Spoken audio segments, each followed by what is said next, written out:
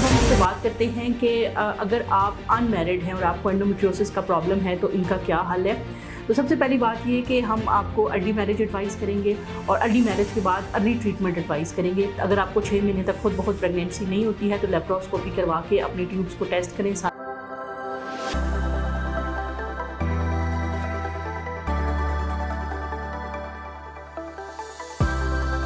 जी अस्सलाम वालेकुम, मैं हूं डॉक्टर नाइला, कंसल्टेंट गायनेकोलॉजिस्ट और फर्टिलिटी स्पेशलिस्ट। आज हमने बात करनी है एंडोमेट्रियोसिस के ऊपर।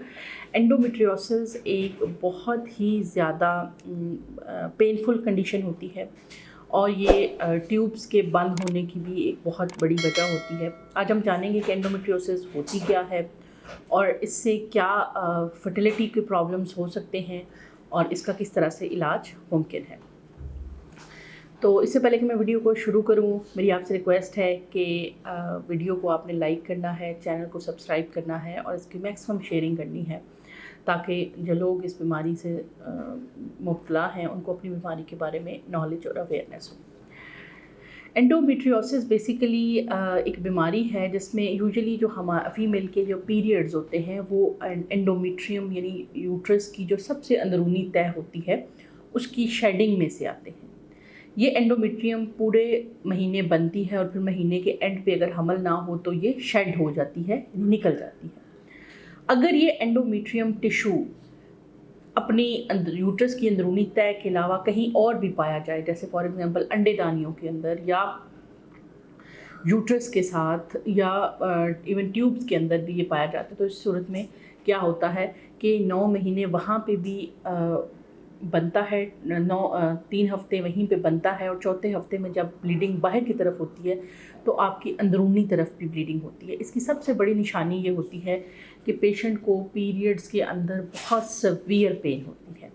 यानी आम तौर पे देखा ये गया है कि अगर आपको पहले 24 या 48 घंटों में पेन होती है और फिर आपके जो पीरियड्स का फ़्लो स्टार्ट हो जाता है तो पेन यूजुअली ख़त्म हो जाती है, लेकिन इन मरीज़ों के अंदर ऐसा नहीं होता। इनके अंदर ये होता है कि जो ब्लीडिंग बढ़ती है उतना ही ज़्यादा पेन बढ़ना शुरू हो जाता है। उसकी वजह ये होती है कि जैसे ही बाहर की तरफ ब्लीडिंग ज़्यादा हो रही है, इंटरनल ब्लीडिंग भी बहुत हो रही है, जिसकी वजह से छोटी छोटी खून की सिस्टें बन जाती हैं जिन्हें एंडोमेट्रियोमा भी कहते हैं, चॉकलेट सिस्टें भी कहते हैं, और छोटी छोटी बहुत सारे एंडोमेट्रियोटिक स्पॉट भी बन जाते हैं जो कि बहुत ज़्यादा पेनफुल होते हैं।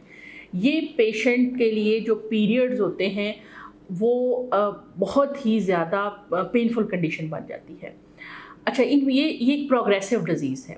यूजुअली स्टार्ट के अंदर जब वो बच्ची को 13-14 साल की उम्र में पीरियड्स आना शुरू होते हैं तो उस वक़्त ये बीमारी बड़ी स्टार्ट में होती है, लेकिन जो उसको पीरियड्स आते जाते हैं तो ये जो एंडोमेट्रियोसिस है ये अंदर ही अंदर फैलता चला जाता है और एक टाइम ऐसा आता है कि ये आपकी पूरी की पूरी अंडादानियों और बच्चादानियों को जाम कर देता है एक जगह पे और यूट्रस की ट्यूब्स भी बंद होने का ख़दशा होता है।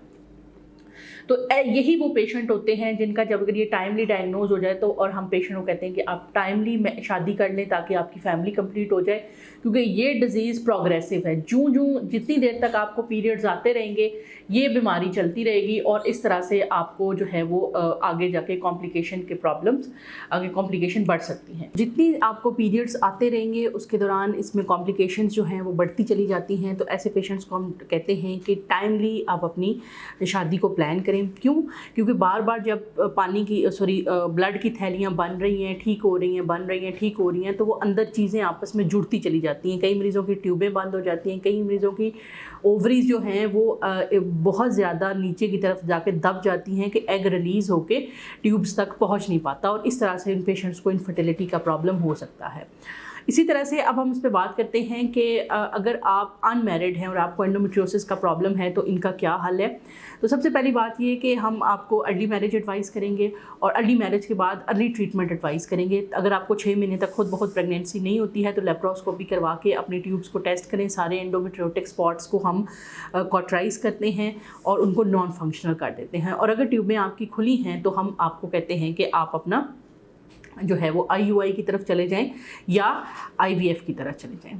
एंडोमेट्रियोसिस के ग्रेड होते हैं। ग्रेड 1 के अंदर बहुत ही माइल्ड सी डिजीज़ होती है, पेशेंट को पेन होती है, ट्यूबें खुली होती हैं, लेकिन इतनी ज़्यादा नहीं होती कि उनको इंजेक्शन या टीके लगाने। ग्रेड 2 के अंदर पेशेंट को बहुत ज़्यादा पेन होती है मेंसेस के अंदर, लेकिन अल्ट्रासाउंड के ऊपर कोई जो है वो ब्लड की पॉकेट, ब्लड की थैली, ब्लड के सिस्ट, कोई चॉकलेट सिस्ट वगैरह नहीं बनी होती है। ग्रेड 3 और 4 के अंदर एपरेंटली हमें अल्ट्रासाउंड के ऊपर चॉकलेट सिस्ट या एंडोमेट्रियोमास नज़र आने लग जाते हैं और पेशेंट को पेन भी बहुत ज़्यादा होती है। ग्रेड 1 और 2 को हम नेचुरल का ट्रायल दे सकते हैं अगर ट्यूबें खुली हैं, लेकिन ग्रेड 3 और 4 के लिए हमने नेचुरल का ट्रायल नहीं गिना, क्योंकि जूँ आगे पीरियड्स आएंगे, थैलियाँ बनेंगी, रुकेंगी, इस तरह के मरीज़ों को डॉक्टर कुछ ऐसी मेडिसिन देते हैं जिससे इनके पीरियड्स वक्ती तौर पे स्टॉप हो जाएं, ताकि ब्लीडिंग का सिलसिला ख़त्म हो और अंदर जो ऑलरेडी पॉकेट्स बनी हुई हैं वो खुश्क होने लग जाएं, और इस तरह से फिर एक दफ़ा उनकी लेप्रोस्कोपी करके जो एंडोमेट्रियोमास हैं वो सारे निकाल लिए जाते हैं। एंडोमेट्रियोटिक स्पॉट्स को क्वाटरी की मदद से